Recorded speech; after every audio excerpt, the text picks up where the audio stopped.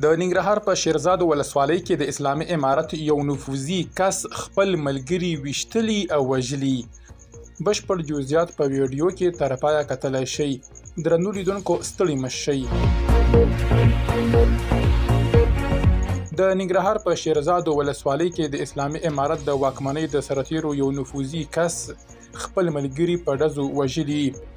په ننګرهار کې د نوموړې واکمنۍ امنیتي سرچینې وایي چې نن سهار شاوخوا 10 بجې د یاد ولایت په شیرزاد ولسوالۍ کې په یو امنیتي پوسته کې یو نفوذي سرتیري پر خپلو ملګرو ډزې کړي دي چې په ډزو کې 3 سرتیري وژل شوي او 13 نور ټپیان دي. دا پیښه نن د درېنۍ یا سې شنبې پر ورځ د غوایي پر 9 د ننګرهار د شیرزاد ولسوالۍ په بره اشپان سیمه کې رامنځته شوې ده. د سرچینو د معلوماتو له مخې بریدګر سرتیری له پیښې وروسته نیول شوی دی او اوس مهال ورڅخه څېړنې روانې دي.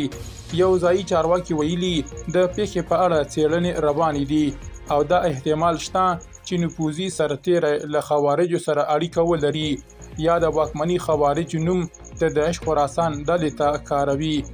د شیرزاد ولسوالۍ یو توکمیز او ټبریز مشر افغانستان انټرنیشنل ته ویلي هغه سرتیري چې پر خپلو ملګرو یې ډزې کړي دي په دې پوسته کې یې د پخوال په توګه هم کار کاوه.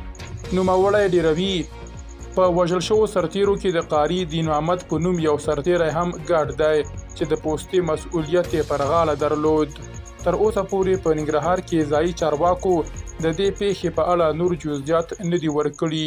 درنو لیدونکو له ملتیا مو مننه.